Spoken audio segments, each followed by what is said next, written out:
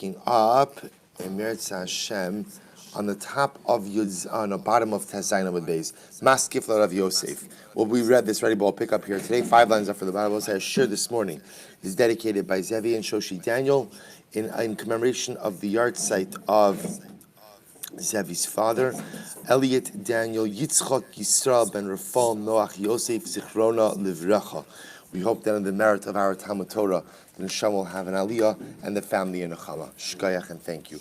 We'll say the Shirim this month are also dedicated by Leah Sol, as a zechus for a fushima for her daughter, Ilana Bas Esther. We hope that in the merit of our Talmud Torah, she will have a complete and enduring refuah. We'll say, let's begin. Let's pick up. We're picking up again, Tezayin on the base. We already read this yesterday, but let's pick up with it again. So the Gemara says, Mas kifla Rav Yosef. Hay li olam shochten va'ochlin mi bayle. So we'll say Rav Yosef said, Rabbi Shmuel, if it's true that you are correct, and the Mishnah should have read, we are always able to shecht and eat. And furthermore, again, why was it that basar taiva? Remember again, we saw basar taiva, which is meat, which is an animal slaughtered just for pure consumption. Ultimately, again, why was basar taiva aser? Mishum dahavim mekaver the mishkan. Because at the end of the day, we were in close proximity to the Mishkan. So the logic was, if you're living in such close proximity to the Mishkan, then what? There's no need to just go ahead and consume basar taiva. Ulubasof my time ishtru. So we'll say ultimately in commentary to Israel, why is it that basar taiva became permitted? Davamirach came in Mishkan. Ultimately, again, because not everyone was living in proximity to the Beis Hamikdash, top of Yud Zayin. V'chol shekin hashtag da'archi kuluhu tfei. And I will say all the more so now being in a state of diaspora when the Beis Hamikdash was destroyed, of course we're even further dispersed. And what? At halacha lemaisa, basar taiva should of course be permitted. Ela amar Rav Yosef Rabbi Akiva. Rather, Rav Yosef posits that in fact the Mishnah is reflecting the view of Rabbi Akiva. What did Rabbi Akiva hold? This sanyo, ki yarchik mimcha amalkum asher yivcha Hashem Elokecha, lashum shemo sham, v'zavachta mibekarcha umitzonacha. So what says that the pasuk says that when you will be far away from the place that HaKadosh Baruch Hu will rest His presence there, i.e. the Beis Hamikdash, so v'zavachta mibekarcha umitzoncha. You shall offer up from your bakar yitzor. Rabbi Akiva says, Rabbi Akiva Omer, lo ba'akasav ela le'esra lahen basar nechira. I will say the pasuk is. So remember again, whereas Rabbi Shmuel understood, Rabbi Shmuel, Rabbi Akiva are quoting psukim that occur one after the other. So whereas Rabbi Shmuel understands that the Torah is coming to permit basar taiva, ultimately again meat sacrificed for non-sacrificial purposes, Rabbi Akiva understands it a little bit differently. He says the Torah is coming to say Ela le'asra lahen basar nechira. The Torah is coming to tell us that once the Jews come into Eretz Yisrael, they are not permitted to partake of basar nechira. We'll say basar nechira literally means what? Nechira means stabbed, right? Which means an animal killed without shchita, right? So we'll see what this means. Just basar nechira.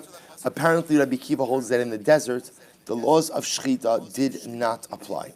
And therefore, if you wanted to eat an animal, you can eat an animal. Now you can eat an animal, but what? You can kill it however you wanted to. When we come into Eretz Yisrael, so suddenly again about what we call basar nechira, or an animal slaughtered through non shchita means, is prohibited. Va'achshav shegalu, and now that the Beis Hamikdash was destroyed, yachol yachzru lehetir and rishon. I might have thought that once again basar nechira becomes permitted.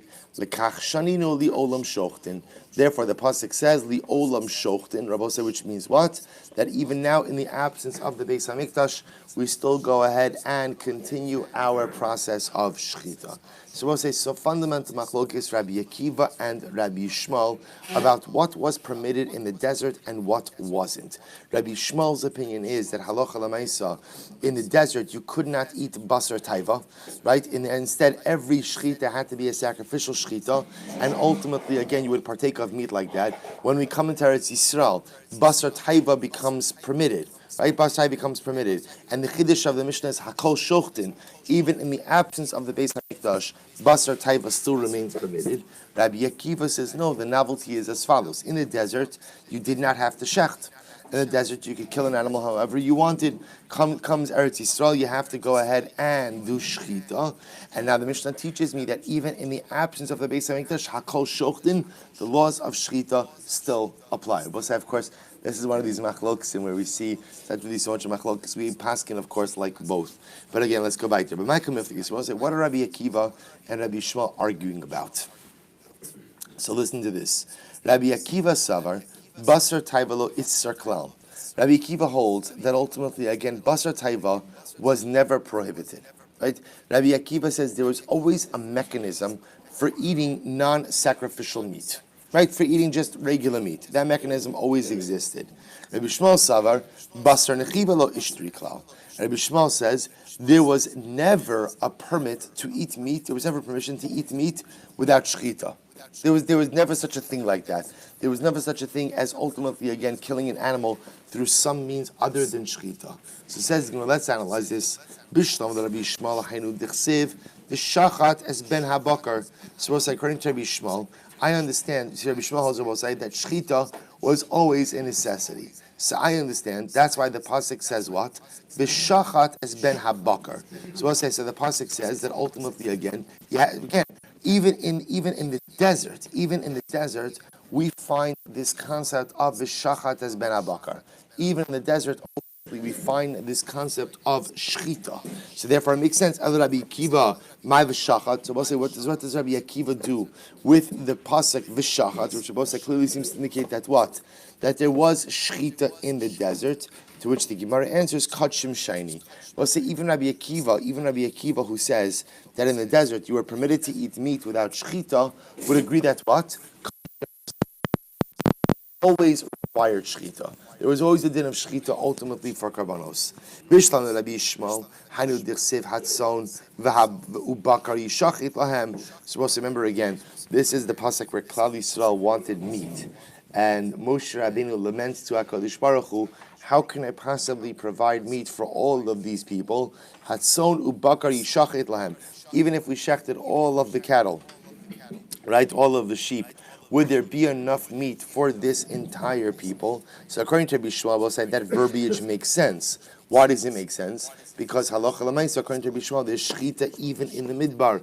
El Rabbi Akiva, mayatzon ubakar yishachet lahem, yinacher lahem mibai. That's according to Rabbi Akiva. Why does the Torah use the word yishachet, slaughter? The Torah should use what word? Yinacher.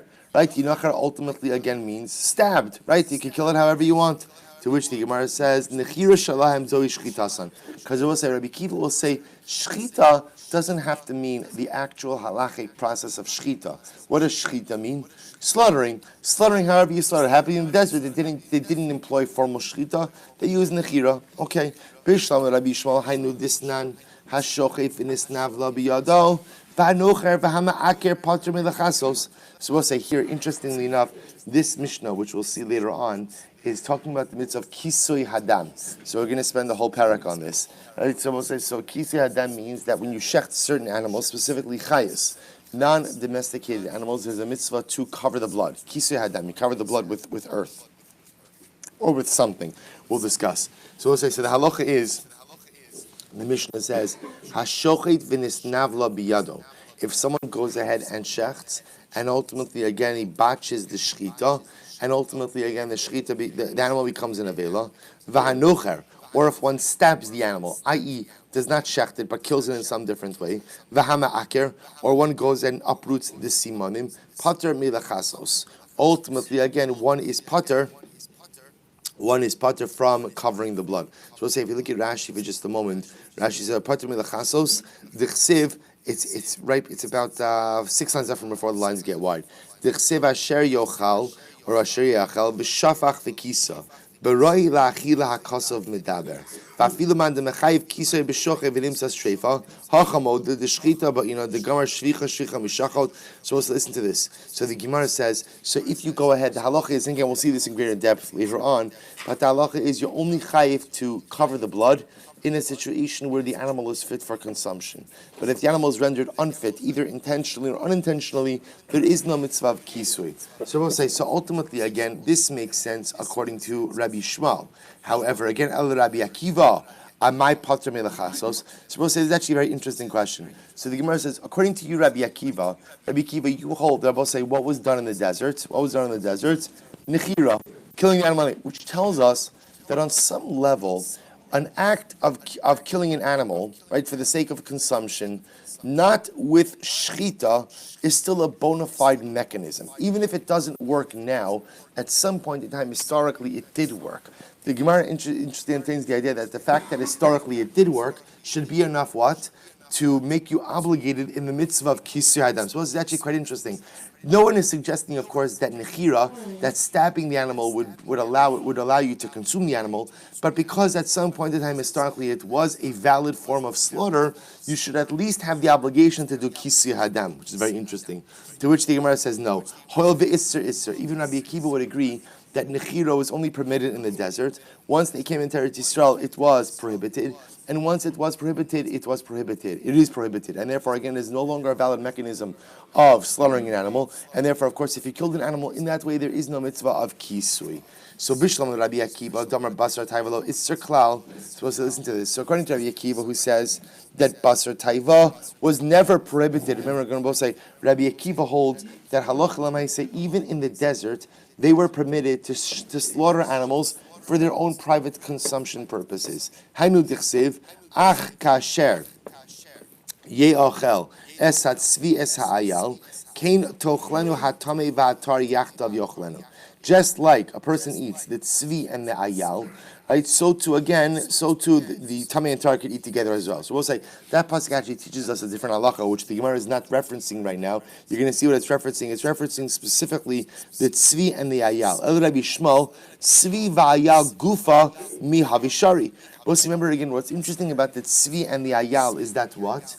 Is that again the tzvi was never offered up for sacrificial purposes. So the Torah is teaching me about the ability to eat something that was clearly a non-sacrificial animal. So according to Rabbi Akiva, that works fine. Why? Because in the desert, you're permitted to eat basar taiva. According to Rabbi Shmuel, where basar taiva is usher, the only time you could eat meat in the desert, Rabbi say, is when? Is if you were offering up a karban, then what is Ayal doing over here? To which the Gemara says, no. Ki aser rachmana behema dechazi lahakrava. Avachayi de lochazi lahakrava lo asir rachmana. Both say second wide line in Zainam Daf. Both say an incredible halacha, which tells you that what? When is basar taiva aser? It's actually very interesting. According to Rabbi Shmuel, basar taiva is only aser when? If it was the type of animal which could have been offered up for sacrificial purposes. So for example, if you wanted lamb, the halacha was the only way for you to eat lamb was how? To offer it up as a karban, and then you get your portion of the karban. But an animal which was not fit for sacrificial purposes was permitted to be slaughtered even for my own personal consumption purpose. So Moshe is actually an incredible qualification. Even according to Rabbi Shmuel, who holds that basar taiva, meat for personal consumption, cannot be slaughtered in the desert. The only way for you to eat meat is to offer a karban and eat the meat from that. That's only true for animals which are fit for karban purposes. But an animal which is categorically excluded from carbonic consumption is permitted for personal consumption. So for example, a deer, let's say you cannot offer, there is no carbon for which a deer is offered. Even Rabbi Shmuel would agree that if you wanted, what is deer, venison? Is that right? If you wanted venison, ultimately, again, you could shech that ultimately on your own. Good. But Rabbi Yirmiyah, so we'll say, this is a great case, by the way. A great, we'll say, this is good Shabbos table conversation. Watch this. Good Shabbos table trivia. By Rabbi Yirmiyah. We'll say, by the way, as an aside, it's mamish, it is so important. It's just a commercial break for just a second. It is so important to come to the Shabbos table, so armed with good conversation. I don't mean small talk. I mean like Torah conversation. And not just the Vart, but something that ultimately, again, engages especially children in the Shabbos table. It doesn't have to be on the parsha. It could be a question. It could be a scenario. It could be a mishpat case. It could be whatever you want. But Shabbos table represents the opportunity, mamish, for engagement, not for like a monologue. It's not the time for you to give a kol midrei drasha, right? But it's mamish, just an opportunity to engage children specifically in. So, all kidding aside, when you see these kind of questions that come up, quite amazing. So watch this. So by Rabbi Yirmiyah, a very baser nechira shechnisu yisraeli mar la'aretz mahu. I will say, watch this. If you hold Rabbi Akiva, that there was no shechita in the desert. There was no shechita in the desert, right? Except for Karbanos had shechita even according to Rabbi Akiva. So I shechted from it's Monday. So Monday is lamb chops. So I did for myself, right? A sheep, right? And I'm sorry, I killed the sheep. I knocked it over the head, right? I killed the sheep. Now I have my lamb chops. We have leftovers. Yoshua announces that Tuesday we're going into Eretz Yisrael. I don't want to throw out the lamb chops, so I bring the lamb chops with me into Eretz Yisrael. So I'll say, so now here's the shayla. What's the status of the lamb chops? Right, that meat was not gotten through shchita. Right, that meat ultimately was from an animal that was killed. So now remember again, everyone's agreeing that once you come into Eretz Yisrael, what's the halacha? Shchita. So now the shayla is, what if I have desert leftovers? I have desert leftovers. Meat that was killed through non-shchita means that was brought into Eretz Yisrael. Can I eat the meat? What's the incredible shayla? No, can I eat the meat? Mao. Ema, so Moshe says, one second, when is this happening? Ilema, watch, Moshe, this is amazing. Ilema, b'sheva shakavshu. So I'll say, if you want to say that's what? That is during the 7 years of conquest of Eretz Yisrael, then for sure I can eat it. And I will say, watch this. Hashta, davar tame ishtarilahu. We'll say, during the 7 years of conquest, the Jews were permitted to eat, at least the soldiers, were permitted to eat anything they wanted. Dichsiv, ubatim malayim kol tuv. The Torah says that when you conquer Canaan, you'll be able to conquer homes that are filled with good things. I will say, what does good things refer to?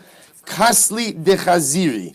We'll say, what's kasli dechaziri? Rashi says, I'm in the wide lines of Rashi, about 6 lines in kasli dechaziri. Chazirim yeveshin. Shekorin bekaimish. I will say bacon. That ultimately, again, that will say when the Jewish soldier was conquering Eretz Yisrael, it's bacon for breakfast, right? I'm saying, right? It's mamish. It's bacon whenever you want. So as I say, the idea of this is incredible. So during the 7 years of conquest, ultimately, again, we can eat whatever we want. So I can eat the bacon of the Canaanim. Then of course I can eat the leftover meat that I brought with me from the desert. So we'll say, so what's the shayla? So the Gemara says, Ela la'achar mikan. So I'll say, ultimately again, the question must be after the 7 years. We'll say, asking, how do you have leftovers after 7 years? They salted it. Yes, you could preserve meat. You could age meat for a very long, right? See, correct? Right, you could age meat for a very long time, right? So ultimately, again, they aged the meat and they kept it with them. Ultimately, again, after the 7 years, so the shaila is, I have the leftovers. Am I permitted to go ahead and eat it? To which the Gemara says, ultimately, we'll say the other possibility is that no, actually, the 7 years of conquest, and perhaps we could say ki ishtiri lehu shalosha obdei kochavim. The do lo ishtiri, and we'll say the shaila is even during the 7 years. Maybe the primitive non-kosher food is that which is from the spoils of the Canaan. Maybe that doesn't apply to the food that they killed while they were in the desert. To which the Gemara says, take. Not sure again, we don't know what happened. Again, I will say, obviously, this is a very specific scenario that only exists according to Rabbi Akiva, because according to Rabbi Shmuel, they were slaughtering in the desert as well. So according to Rabbi Akiva, who says that they were not slaughtering, but they were able to kill the animal however they wanted, what did they do with leftovers that came into Canaan? Ultimately, again, a teku. Says the Gemara, Amar Rabba, Shanes hakol shochten, uli olam shochten, bakol shochten. So we'll say, listen to this. So Rabbi says, okay, we're going now through the Mishnah. So we've already learned what Hakol Shochten means. We also already learned what Li Olam Shochten means. What does Bakol Shochten mean? Bakol Shochten my Mishanesle. V'chitema, maybe you'll say Bakol Shochten means, you can check with anything, Bein B'tzvar, Bein B'stuchis, Bein Mikrom Shalkana. So maybe you'll say Bakol Shochten literally means what? Bakol Shochten. That you can check with whatever you want, a stone, a piece of glass, a sharpened reed, Hadum Yodahanach Katani. So we'll say, here's the problem. Bakol Shochten has to resemble the previous phrases of Hakol Shochten and the Olam Shochten. I Hanach B'Shochten. If the previous phrases are referring to the people who can shecht, then Bakol Shochten has to be referring to the people who can shecht as well. V'Hanach B'Nishchatin, and if the previous phrases are referring to those items which can be shechten, then what? Hainami B'Nishchatin. Then this statement also has to be referring to what? To those who are shechted. Ela Amar Rava, rather Rava says like this. No. Hakol Shochten Chada La'asuye Kusi V'Chada La'asuye Yisrael Mumar. So we'll say, so the truth Now we've had two statements of Hakol Shochtin. Right, so we'll say, so one statement of Hakol Shochtin was coming to include who? Was coming to include a kusi. That a kusi is permitted to shecht as long as he, well, again, we already spoke about this case, whether you need to Yisrael Omed Al Gabov, or whether it's just enough if he eats of his own shechita. If he eats of his shechita, you can eat of his shechita. And the second Hakol Shochtin is coming to teach you that's what? That even a Yisrael Mumar, right? That even if a Yisrael Mumar, even if a Yisrael who is a Mumar shecht, you're permitted to eat of his shechita. Li Olam Shochtin. We'll say, what does the phrase Li Olam Shochtin teach me? Bein bayom, bein balayla. That teaches me that I could shecht by day and by night. We learned that already before. Bein barosh agag, bein barosh asfina. And you can shecht whether you're shechting on the top of the roof or on the top of the boat. Again, we'll discuss these cases in greater depth. Bakol shochtin. We'll say, what does bakol shochtin come to teach me? Bein bitzur, bein bischuchis, bein mikromish algana. Bakol shochtin, Rabbi say, literally is a statement about the utensil. That bakol shochtin teaches me that I can shecht with a stone, I can shecht with a piece of glass, I can shecht ultimately again with a sharpened reed. With the exception of, there is the Mishnah says, chutz mimagil kotzer v'hamegira. Both say with the exception of a hand sickle, right, a hand-held sickle, or a megira. Both say a megira is a saw. So we'll say now we're going to get into a little bit what type of utensils cannot be used for shechita. Abu de Shmuel, paga meshadar, paga meshadar. So let's listen to this.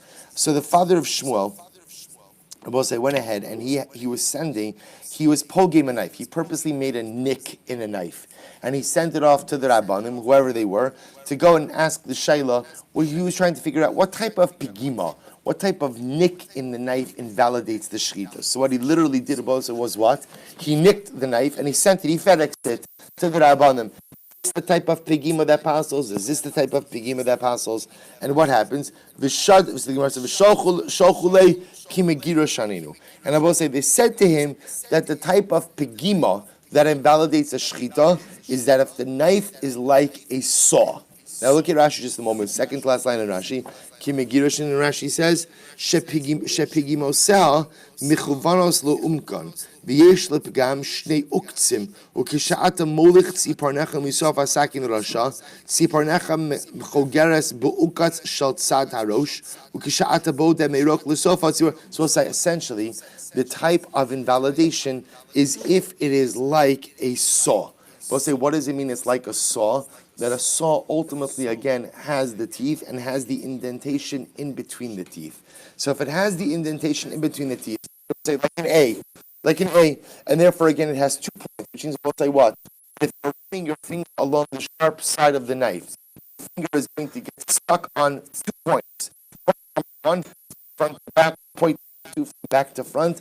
That is the type of nick which ultimately validates the knife. Tan Rabbi says, if you have a sakin, if you have a knife that has many pigimos, many nicks or imperfections, so what's the halacha? Tidon pimigira. Ultimately, again, it is going to be treated like a saw. So we'll say if it only has one pigima, right? If it only has one nick, then what? So we'll say, so it depends on the nature of the nick. So ogeres psula misuchsech sheva. If it's ogeres, I will say, so we'll define these terms in just a moment, then it's puzzle. If it's misuchseches, it's kasher. What does this mean? Hechi dami ogeres, hechi dami misuchseches. So we'll say, what is the definition of these terms? Amr b'laza, so here we go.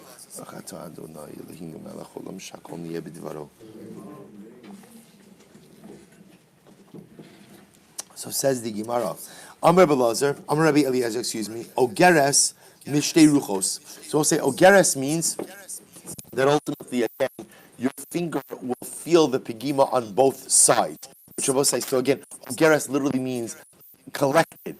So if you think about it, go back to what we said before, if the nick is like an A, so what that means is whether you're coming on the knife from front to back or whether you're coming from back to front, ultimately, again, your finger will get caught by the nick. On the other hand, michsuchseches meiruach achos.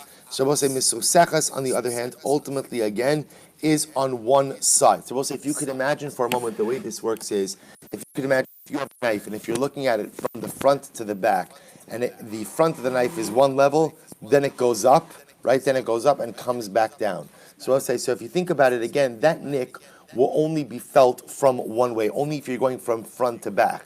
But if you're going from back to front, your finger will not get caught in the nick. So says the Gemara, that's misuchseches miruach achos. So the Gemara is suggesting over here that if ultimately, again, it's ogeres, so we'll say if the nick is like an A, and therefore the finger would get stuck both ways, then ultimately, again, that is an invalidating pegima. If ultimately, again, it's misuchseches, and the finger would only get caught from one direction, then ultimately, again, that does not invalidate the shchita. So mashna mishtei ruchos. So the Gemara will say, why is it that if the nick has two parts to it, meaning from both directions, ultimately it invalidates? Because the mursha kama machlish or mursha kama baza. Because what we say, then the first part of the nick ultimately weakens the hide. The second part of the nick tears through the animal.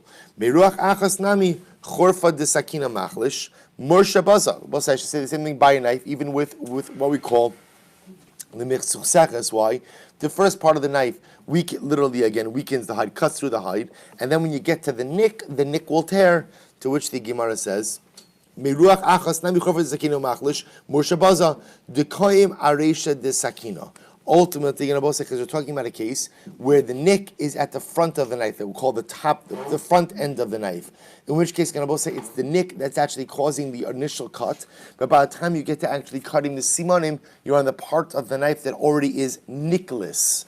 To which I don't know if that's the word, but okay. So the Gemara says, "Sof ki azla machlasha." Ultimately, again, sof ki azla machlasha ki azza baza. So I'll say, so therefore, again, the Gemara says, but still, again, when I'm going ahead and I'm moving the knife back and forth, ultimately, when I move it, so again, remember, as we've said already, the way that shechita is done, ideally, is molich umevi. So therefore, what that means is, at the end of the day, if there's a nick on the knife, that nick is going to hit the shechita regardless. So again, even if it's just what we call misuchseches, it's still going to be a problem. So the Gemara says, kigon shaholich v'lo hevi. We'll say, to which the Gemara says, what's the case? The case is where you did not move the knife back and forth. And I'll say, now this actually, we're going to get into this later on, but this is actually quite interesting, because we said before that in order for shechita to be valid, you have to move back and forth. There is an exception to that rule. What's the exception to that rule? With a very long knife. Right? If you have a very long knife, so we'll say the idea of molich umevi is, I need a certain amount, I want a certain amount of cutting to occur, to know for sure that you've gone through both of the simanim. So the idea is, if you have an exceptionally long knife, so that amount of cutting is done, just even though it's done in one direction. So we'll say that would be a case where the gima is there, it would not necessarily impact the simanim. Amar Rava, gimel midos besakin. Rava says essentially there are three different halachas when it comes to a knife. Or I should say, three different midos, three different cases, we'll say. Ogeres lo yishrot. We'll say, if it's a case of ogeres, what's the ogeres? We'll call that's the A pegima, A type pegima, where literally, again, the Rebbe say the nick in the knife is like the letter A, and therefore, again, halacha l'mais, I'm getting caught. I feel the pegima, whichever direction on the knife I'm coming from. So we'll say the halacha is you should not use that knife for shchita. V'im shachat shchita sobsula. Ultimately, we'll say if you use that knife for a shchita, the shchita is possible. First wide line, you zayin with base, michsuch seches. Rebbe say, remember again, that's the case where the pegima is only felt in one direction but not in the other. Lo yishchat ba lechatchila. Ideally, you should not use that for shchita lechatchila. V'imshachat shchita sokshera. But if you used it, ultimately again the shchita is kasher. Ola v'yoret sakin. We'll say if you have a case ultimately again of ola v'yoret. So we'll say ola v'yoret is a case of where the knife is not even. So we'll say, so this is actually an interesting case. Remember again, pegima means what? A nick, right? There's a nick in the knife. But ultimately, again, ola v'yored means just the bottom is just not level. So the ideally over here, what's the halacha? Shochi palachatilas. This is actually quite interesting. So if you have a non-leveled knife, but without a pegima, again, because remember, the pegima is the nick. So because of the nick, the concern is of tearing. That's the concern of the nick. That concern doesn't, although ideally, I think lachatchila, we probably would want you to have a level knife, but it appears that if the knife is just, I don't know what the right word is, what is it? Warped. Good, curved, right? It's just, I'm sorry. It's curved, right, then ultimately, again, it could still be used even like that. Good. Amar le Rafuna B'Rav Nechemi le Rav Ashi. Amar le Mishman de Rava. Michsuseches psula. So Rabbi, we just said before that the knife that is misuseches is psula. I'm sorry. So now Rav is saying misuseches is psula. Really? V'amar Rava misuseches kshera. We'll say, what did we just say before? We just went over that a misuseches is kosher. We'll say again. The misuseches is the knife where the pegima is only felt in one direction, not in both directions. So we just said before that a misuseches ultimately, again, it's kosher. So which one is it? Lo kasha, kan sheholich v'hevi, kan sheholich v'lo hevi. We'll say this is what we just said before. That's what? That halacha l'maisa, it depends. If the blade is short, and therefore is going to require what? A back and forth motion, then even the misuseches is possible. But if the knife is long enough that the act of cutting, a proper act of cutting, can be done in just one direction, therefore I will say essentially, the animal will never even feel the effects of the misuseches, in which case such a knife will be kosher. So damya l'sasa. So ultimately, again, so I'm sorry, Dami l'sasa mai. So we'll say, look at Rashi just a moment. What's Dami l'sasa? Third wide line in Rashi. Dami l'sasa. So Rashi says, Zekan hashibalim she'ino chalak kach sakin she'in pia chalak aval pigam ein labla. So we'll say, so sasa literally again is like the top of the kernel. What happens if you have a knife, Rabbi, which ultimately again essentially is bumpy. It doesn't have a pegima, but it has bumps on it. So we'll say, so what's the halacha with such a knife?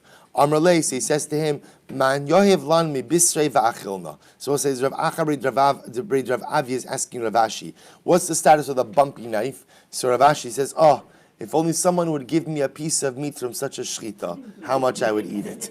So another way, I guess he was hungry and right, so let's say, so in other words, yes, I would eat that meat with no problem, i.e. it's kosher. So we'll say, minayin lebedikas sakim. So we'll say, from where do we know? So we'll say, so clearly what's happening over here is as follows. The Mishnah is teaching me, the Gemara is teaching me, that a knife has to be inspected before being used for shechita. From where do I know this obligation that the knife has to be examined prior to being used for shechita?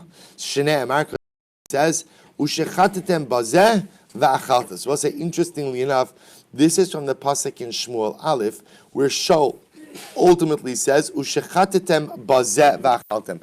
You shall shecht with this, and we shall eat.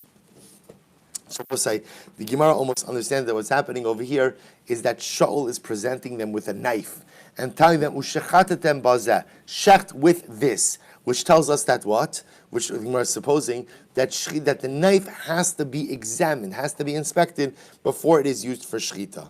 So the Gemara says, I don't understand, I don't even need a pasuk. Pshita, kevan dechi nakav treifa bayabedika. We'll say it's very simple, because if the knife is nicked and the animal is shechted with a nicked knife, it could create a treifa. So therefore, we'll say because the knife has the ability to render the animal a treifa, it makes sense that logically, what should be the halacha? You have to check the knife before you check. I don't need a plastic. This is kind of pashit. Tish Gemara says, no, you're not saying the chacham kaminan. No. What I'm asking is, how do I know that there's an obligation to show the knife to a Talmid Chacham prior to shechita? To which the Gemara says, but 1 second.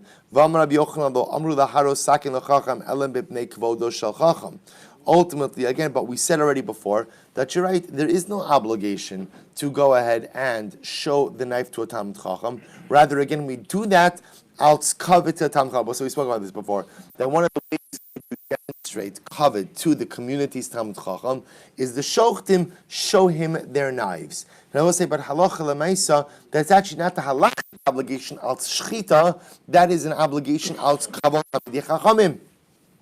Rather, again, the Gemara says, midrabanon ukras machta ba'amahu. You're right, I will say, at the end of the day, the obligation to go ahead and check the knife prior to shechita is actually just a logical, intuitive obligation. Rather, again, the pasuk is midrabanon and just an asmachta. Good. But ma'arava bat gila b'shimsha. So we'll say, another one's going to talk about how they used to check knives. So in Eretz Yisrael, bat gila b'shimsha. they would check the knife in the sun. So Rashi says over here, so either two possibilities, Rashi says, that halacha l'maaseh, either they would go ahead and hold the knife up to the sun and see the shadow, and see the, well, again, simple, just first approach Rashi. They would hold the knife up to the sun, and they would look at the shadow that the knife would cast. And we'll say, what would that show them? That would show them if there was a nick. You'd be able to see in the shadow casted by the knife if there was a nick or not. Okay. The Gemara says, Benarda, Batkilo B'maya. In Bavel, Narda, they would check it in water. We'll say, which Rashi says sounds like what would they would do? They would take the knife and they would skim it against the surface of the water.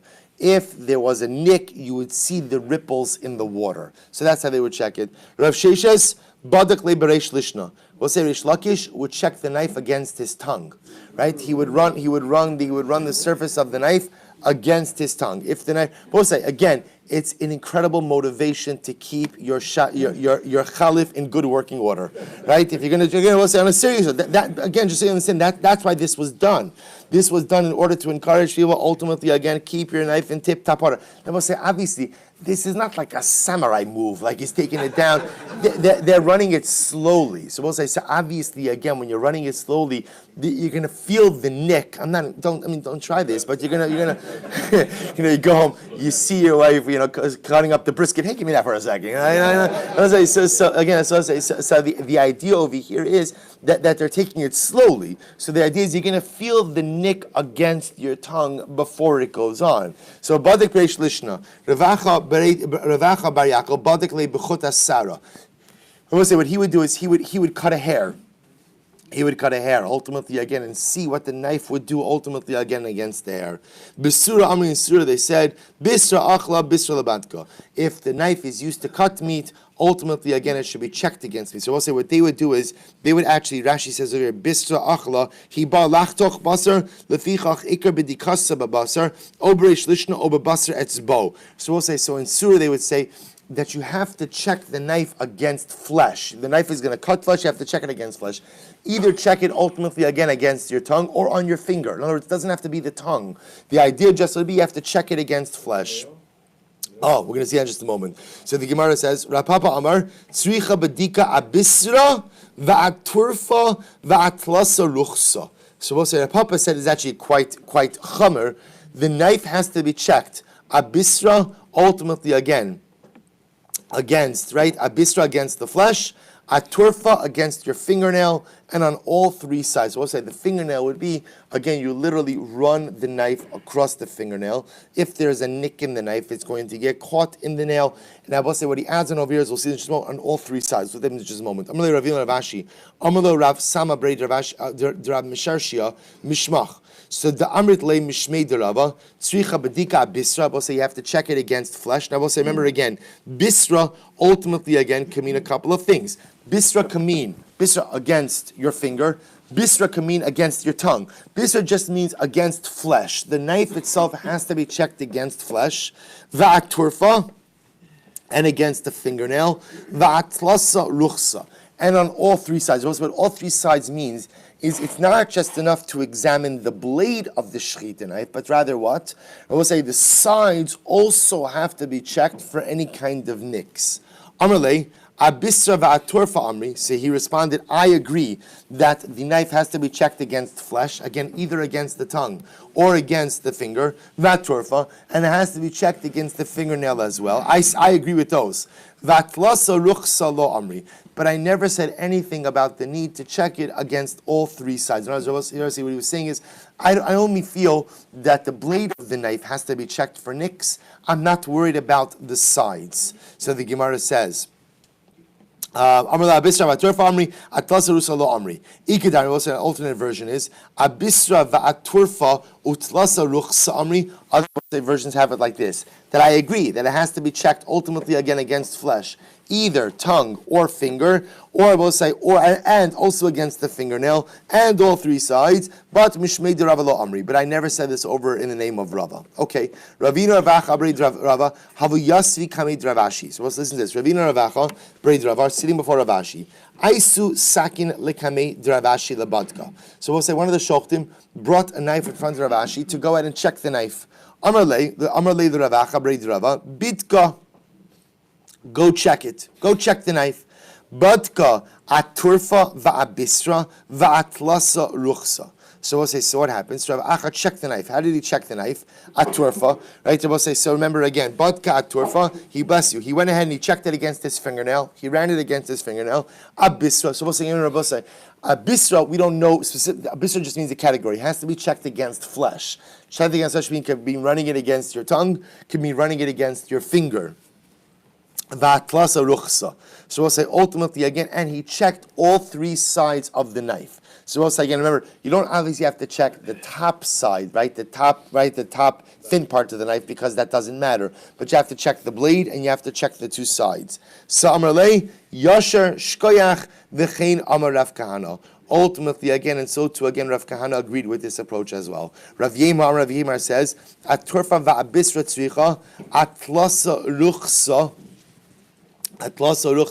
lo tzricha. So we'll say ultimately again. So now we have a different approach. Rav Yemar said you have to check. We'll say you have to check the knife against your fingernail, and you have to check the knife against flesh of some sort.